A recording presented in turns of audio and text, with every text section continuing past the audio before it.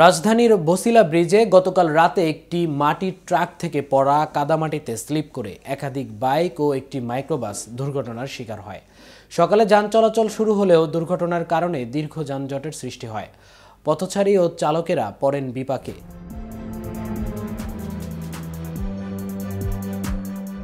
খবর পেয়ে প্রশাসন দ্রুত ঘটনাস্থলে পৌঁছে দুর্ঘটনা কবলিত যানবাহনগুলো সরিয়ে নেয়।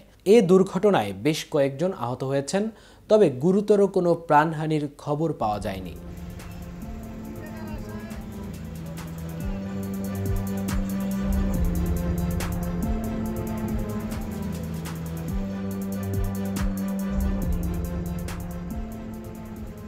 স্থানীয়রা জানান, রাতে ট্রাক থেকে পড়ে থাকা কাদামাটি রাস্তা পিচ্ছিল করে ফেলে, যা চালকদের জন্য বিপজ্জনক হয়ে ওঠে।